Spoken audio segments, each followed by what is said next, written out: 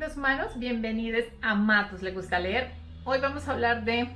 No les he hablado de qué leí en abril y qué es lo que me lleva a hacer este video, porque empecé a leer Gaslamp Fantasy y eso me llevó a volver a ver una serie de televisión que se llama Penny Dreadful, que tiene sus orígenes y su nombre sale de un género literario muy específico. Y dije, ¿por qué no les hablo de estas dos cosas que para mí me parecen, son tan chéveres, me gustan muchísimo y que tienen como unas particularidades bien interesantes que vale la pena como conocer un poquito? Esto va a ser un video como de chisme y trivia alrededor de estas dos cosas. Vamos a empezar con el Penny Dreadful, porque es el que tiene como el tiempo más acotado y existe en un momento muy específico del tiempo. El Penny Dreadful es una publicación seriada que se vuelve muy popular en Inglaterra entre 1830 y 1890, que fue cuando tuvo su auge. Ahí ya empezó como la caída, ya llegaré allá, donde se contaban de manera seriada cosas horrorosas. Pero no solo había Penny Dreadful, había Penny sangriento, había Penny espantoso, Penny horroroso, Penny lo que ustedes quieran, porque es una cosa que tiene una historia muy particular, y es que a finales del siglo XVIII, cuando todavía había ejecuciones en plaza pública, salían al tiempo que la ejecución una publicación que explicaba quién era el criminal, cuáles son los crímenes que cometió, por qué se decidió que la pena capital era la pena necesaria, y un texto normalmente en verso que era como muy como de decirle a la gente como no hagas esto, miras cómo termina si haces el mal. Pero pues estas publicaciones iban de la mano. Eso se suma a todo el proceso de industrialización. Por un lado, las ciudades empiezan a llenarse de gente que tiene que empezar a letrarse para poder trabajar con máquinas de una u otra manera. Recuerden que aquí estamos hablando mucho del público masculino, ¿sí? Las damas no deben saber leer porque los hombres les llenan la cabeza de cucarachas. Estos son productos que están dirigidos muy al público masculino y joven. Entonces tenemos este público que está llegando a las ciudades a trabajar, que tiene algo de dinero, no mucho, por eso cuestan un penny, un centavo, y tenemos líneas de distribución. Entonces esto se va a volver increíblemente popular durante el siglo XIX, porque es barato, se consigue, y se consiguen unas cantidades abominables. Había momentos en los que había cientos de publicaciones al año, todas al tiempo, porque tenían que ver con historias detectivescas, historias a lo periódico rojo, ¿sí? O sea, todos los muertos, todos los escándalos, los crímenes, y estaba lo sobrenatural, ¿sí? Y aquí es donde esto va a empezar a coger una forma muy interesante, porque aparecen personajes como Sweeney Todd, Dewey el vampiro. Va a haber un montón de personajes que cogen fuerza de alguna manera dentro de estas publicaciones. Ahora, para que también podamos comparar, por ejemplo, Charles Dickens era un autor que publicaba seriadamente en este periodo, pero cada publicación de Dickens costaba un chelín. Un chelín son 12 peniques, ¿sí? Entonces vean la diferencia de precio entre lo que uno podía como a la clase medio alta que leía a Dickens versus la clase obrera que leía los Penny Dreadful en toda su infinita variedad. ¿Cómo estaban vistos en la época? Pues había gente que decía que no, que eso era espantoso, era terrible, porque lo que hacía era poner en manos de la gente joven un montón de cosas espantosas que les daba ideas para cometer cosas horribles. Hemos escuchado eso de la televisión, de la radio, del cine, de todos los géneros. Y había otras personas que decían no, que estaba muy bien porque finalmente era una forma de entretenimiento económica y que podía funcionarle muy bien a estos hombres jóvenes para que después, letrados, pues pudieran pasar a leer otro tipo de cosas. Esto fue muy popular hasta que empezaron a aparecer en 1890 los halfpenny, que literalmente costaban medio centavo, y que hacen parte de un proyecto que tenía un industrial británico que montó otro periódico, que empezó siendo como muy para la gente buena, contando historias que rechazaban todo lo horrible que pasaban los Penny Dreadfuls, que contaba historias más positivas y que trataba como de ser más amable con los lectores, pero finalmente apenas cogieron algo de ventaja, empezaron a quebrar a los chiquitos, el capitalismo, empezaron también a publicar el mismo tipo de cosas. Finalmente es un negocio del capitalismo esto.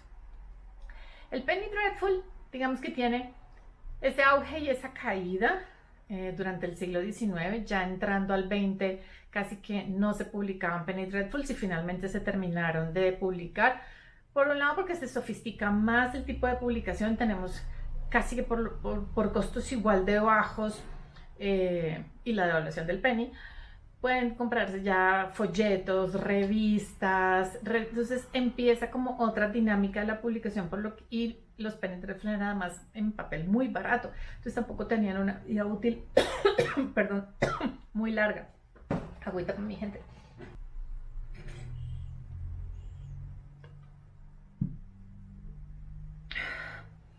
Entonces, pues ya murió.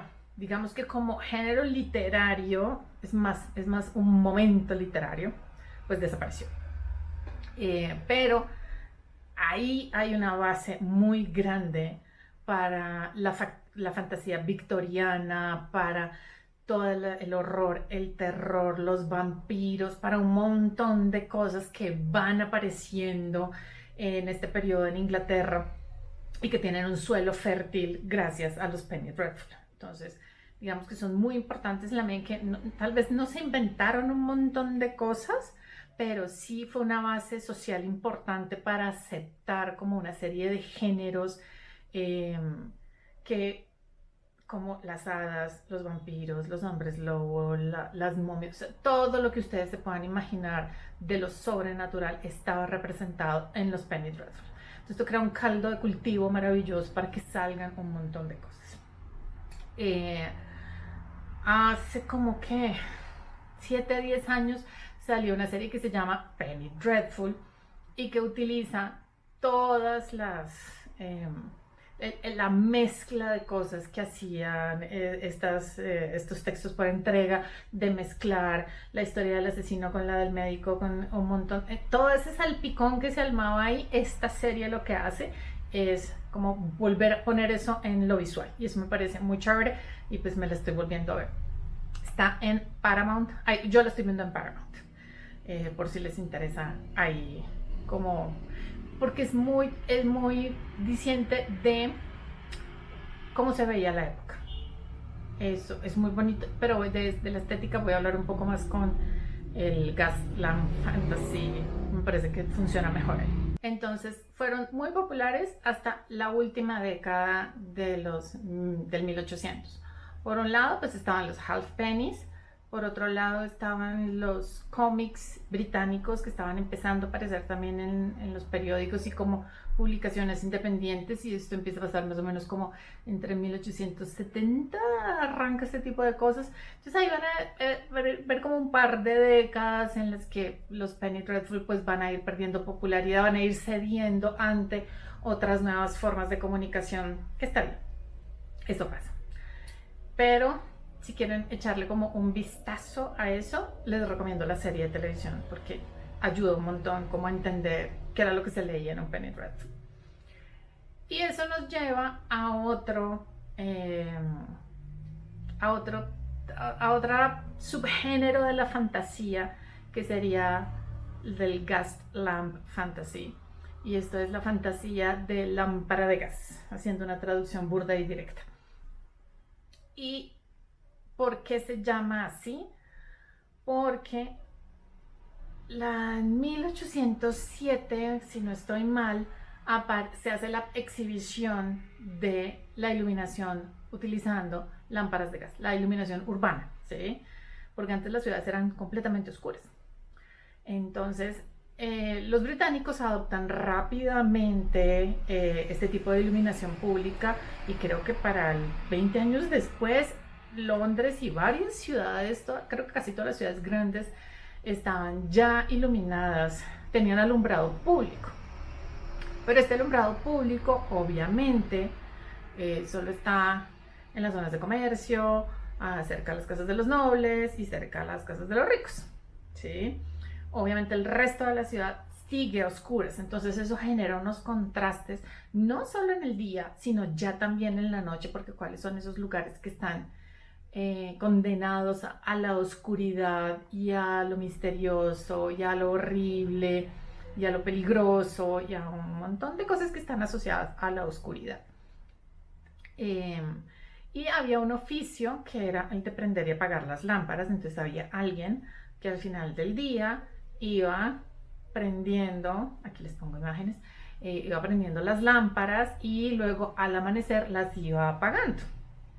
Entonces este ambiente de luz, de estar iluminado por esa luz, es lo que enmarca un poco donde ocurre históricamente este tipo de fantasía. Es decir, al final de la regencia, que es más o menos 1800, hasta la Primera Guerra, hasta la Gran Guerra, hasta la Primera Guerra Mundial, hasta 1914.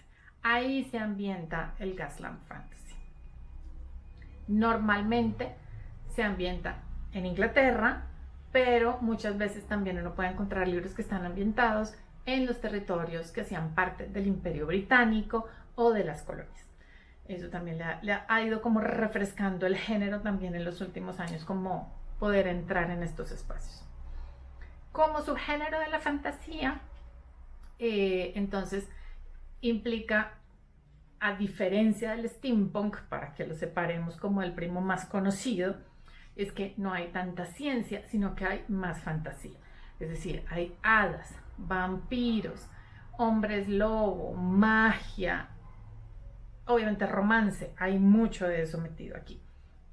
Entonces es un género que pone un contexto histórico interesante, que pone un contexto histórico complejo, porque lo que pasó en ese siglo en Inglaterra y lo que tiene que ver con las colonias y con el imperio, pues es grande, interesante, inmersivo y pues, genera también un lugar con una serie de romanticismos, porque la regencia, y pensamos en Jane Austen, y está Orgullo, Prejuicio y Zombies y cosas por el estilo, y luego está la época victoriana y tenemos cualquier cantidad de libros, y el detonante en mi caso, que ya es eduardiano, que es los libros de Freya Marske. El primero se consigue ya en español, aquí está, que fue mi detonante, donde ya hay un poquito más de tecnología, pero la magia sigue ahí. Entonces a mí me ha parecido siempre un escenario muy atractivo de leer y de imaginarme, de estas ciudades con las calles sucias y llenas de mierda de caballo, iluminado por gas y lleno de fantasía y magia, mientras la gente está preciosa en sus carruajes. Me encanta, me parece un espacio fantástico para disfrutar de la fantasía. Y ya quería mencionar esos dos subgéneros, uno muy efímero, el otro todavía muy presente y diría yo creciendo muchísimo cada vez más, porque empieza ahí a rozar las fronteras del romantasy. Entonces creo que va a ser un género que va a crecer mucho en los próximos años, gracias a ese nuevo primo de la fantasía que acaba como de etiquetarse y en el que se puede meter cualquier cantidad de cosas. Y bueno, ya, estarán como una charlita. Ya el próximo video sí les contaré qué leí en abril y mayo, porque nunca grabé abril. Chao, ojalá leamos mucho.